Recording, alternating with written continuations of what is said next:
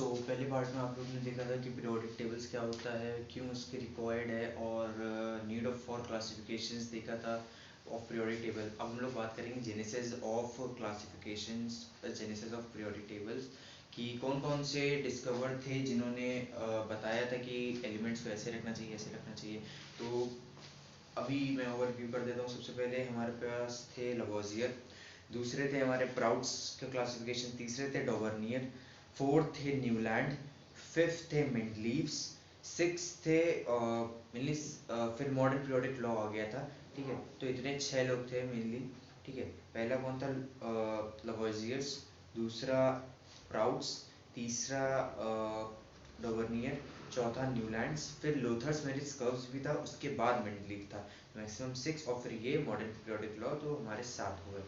ठीक है, तो सबसे पहले हम लोग बात करते हैं लवोजियर, उन्होंने क्या बताया, तो उसके बारे में देखते हैं। तो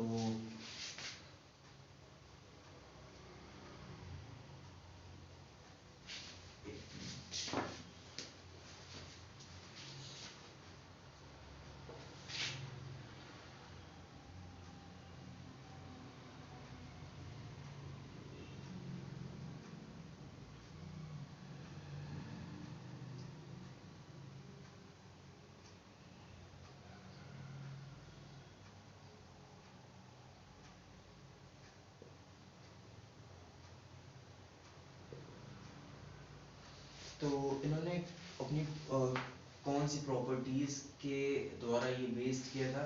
तो प्रॉपर्टीज़ इनकी थी, ये किसके बेस्ड, मतलब एलिमेंट्स किस बेस पे थे? तो it was based on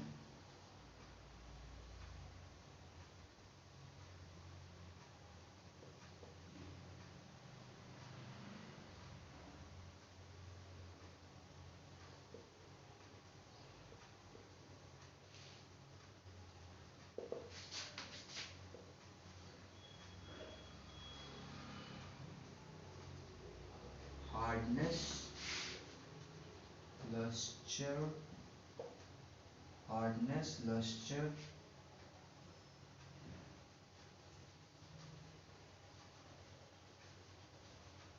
hardness, lustre, malleability, ये मेनली थ्री इनके प्रॉपर्टीज में थे।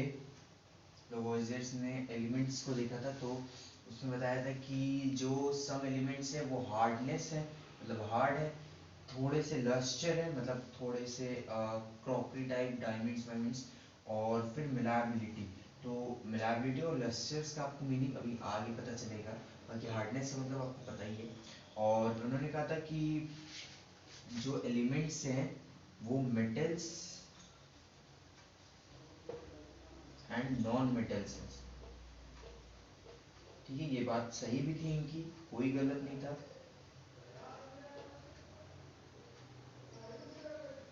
मेटल्स और नॉन मेटल्स, जो एलिमेंट्स थे वो मेटल्स और नॉन मेटल्स पे प्रेफर कर रहे थे कि मेटल्स और नॉन मेटल्स ही। तो उन्होंने लवोइजर ने इतनी चीज बताई थी कि it was based on the properties of hardness, lustre, malleability, और वो एलिमेंट जो है मेटल्स और नॉन मेटल्स हैं। तो इन्होंने बस इतनी सी चीज़ बताई थी। और फिर इनके लिमिटेशंस की बात करें, तो लिमिटेशंस में इन्होंने पहली बात तो, ये तो सही है, इसमें कोई दिक्कत नहीं है, ये फर्स्ट पॉइंट में हार्डनेस, लस्टर और मेलाबिलिटी के सबसे मेन इनका जो लिमिटेशंस है वो है मेटल्स, तो बता दी इन्होंने, नॉन मेटल्स बता दिए। अब पीरियोडिक टेबल में सिर्फ मेटल्स और नॉन मेटल्स नहीं है, तो हमारे पास एक और चीज़ है, आपको पता है, मेटेलॉइड्स।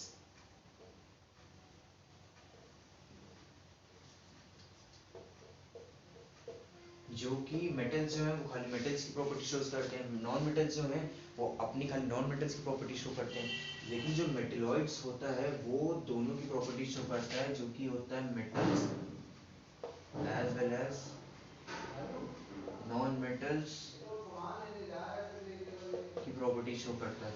मेटेलॉइड जो होता है metals as well as non metals दोनों की प्रॉपर्टी शो करता है। तो हम लोग लिमिटेशंस लिख लेते हैं।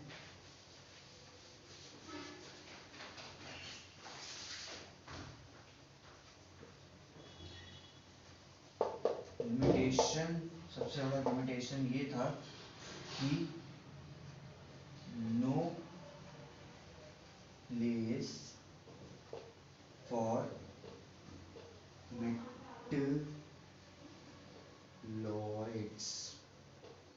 कोई भी जगह नहीं दी गई थी मेटेलॉइड्स को, मेटेलॉइड्स को कोई भी जगह नहीं दी थी, यही सबसे बड़ा लिमिटेशन था। ठीक है, अब हम लोग बात करते हैं फिर प्राउड क्लासिफिकेशंस की।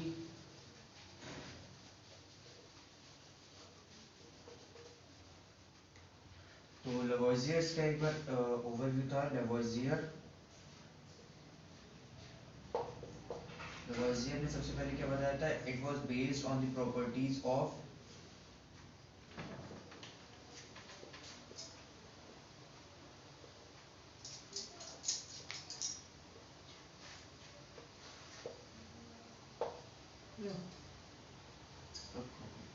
हाथ लगे ना, रुक जाओ मना कर बाहर रख दो अपने लिए।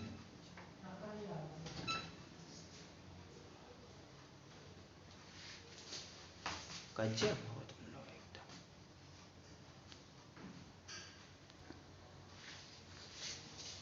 So it was based on the properties of hardness, luster and malleability। ठीक है, हार्डनेस और लस्टर और malleability पे डिपेंड करता है। ठीक है, और दूसरा हमारे पास था कि इसके जो एलिमेंट्स थे वो मेटल्स एंड नॉन मेटल्स थे।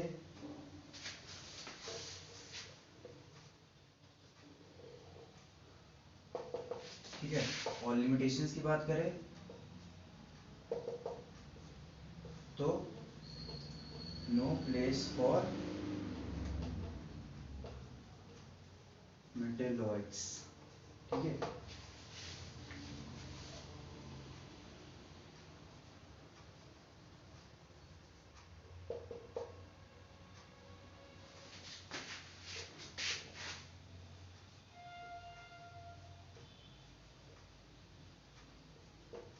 No place for metalloids. ठीक है, तो लेवोइजियर्स के बस इन्होंने इतना ही बताया था, लिमिटेशंस हो गया, it was based on the properties of hardness, lustres and malleability।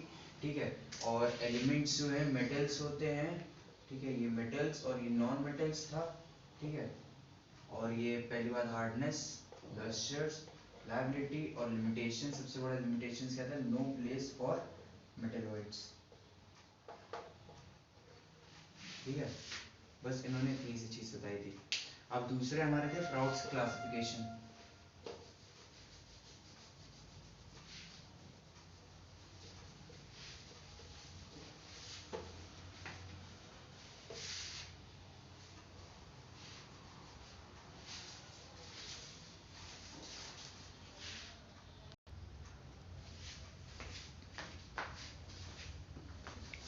तो प्राउड्स क्लासिफिकेशंस की बात करें, अगर हम प्राउड्स क्लासिफिकेशंस की बात करें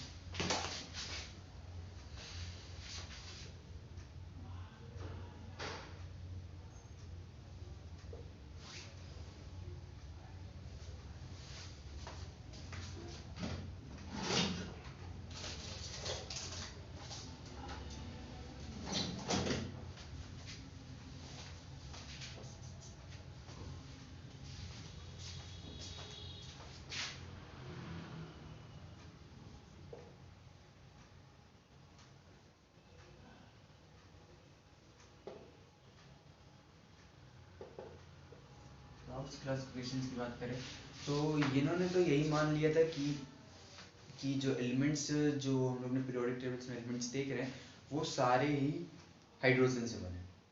तो इन्होंने तो ये मान लिया था कि सारे जो एलिमेंट्स हैं वो हाइड्रोजन से ही बने। तो लिखेंगे हम लोग ही assume that all the elements are made up of hydrogen. ठीक है, तो ये लिखा हमने। और इन्होंने एक फॉर्मूला भी दिया था हाइड्रोजन का। हम लोग को एटॉमिक वेट पता है क्या होता है, 1 U लिखेंगे। यू आपको पता है रिलेटिव एटॉमिक मास होता है। तो ये हमारा एटॉमिक वेट है हाइड्रोजन का। ठीक है, और इन्होंने फॉर्मूला क्या दिया था, फॉर्मूला दिया था नंबर ऑफ एलिमेंट्स का n into mass of one hydrogen atom, और यहाँ पे n क्या सेटिस्फाई करता है, n बताता है नंबर ऑफ हाइड्रोजन एटम। ये हमारा फॉर्मूला है, ठीक है।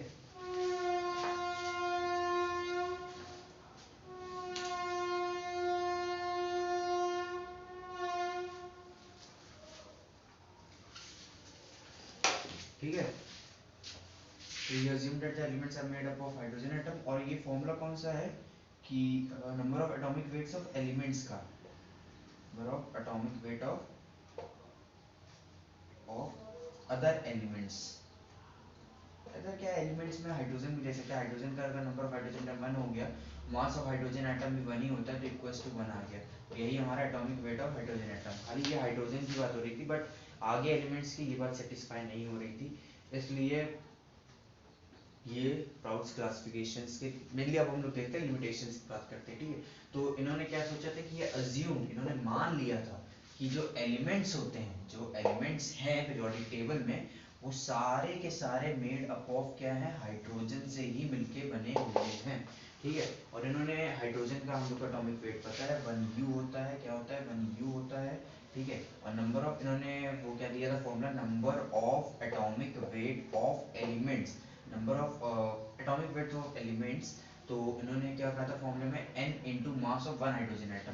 n यहाँ पे क्या रिप्रेजेंट करता है, number of hydrogen atom represent करता है, mass of one mass number of hydrogen atom into mass of one hydrogen atom से नंबर ऑफ हाइड्रोजन एटम जितने उसमें हाइड्रोजन एटम प्रेजेंट होंगे वो, और mass of one hydrogen atom 1, ठीक है। तो अब इनकी लिमिटेशंस की बात करते हैं कि ये बात सच थी, और ये बेसिकली हम लोग को पता है कि जो सारे एलिमेंट्स हैं, सोडियम, पोटेशियम, लिथियम, ये सब हाइड्रोजन से थोड़ी ना मिलके बने, ठीक है। तो इसके लिमिटेशंस की बात करें अगर हम लोग,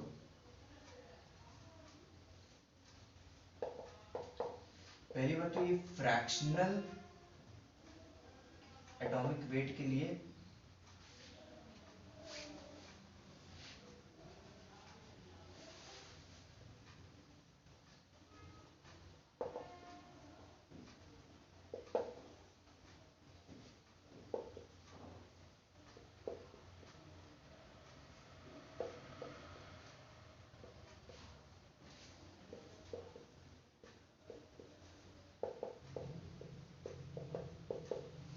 जैसे हम लोग को क्लोरीन का वो पता है एटॉमिक वेट क्या होता है 35.5, तो अब इसमें बिल्कुल हाइड्रोजन प्रेजेंट नहीं है, तो इसमें अगर हम फॉर्मूला लगाएंगे तो 35.5 इक्वल्स टू 1 इंटू 1, तो ये इक्वल नहीं है, यहाँ से गलत हो गया, फ्रैक्शनल थे, तो मेनली ये फ्रैक्शनल को सेटिस्फाई नहीं कर रहा था पहली बार। और दूसरा कि हमें पता है कि that all the elements are not made up of hydrogen atom, कि सारे जो एलिमेंट्स हैं वो हाइड्रोजन एटम से मिलके नहीं बने हैं, ठीक है।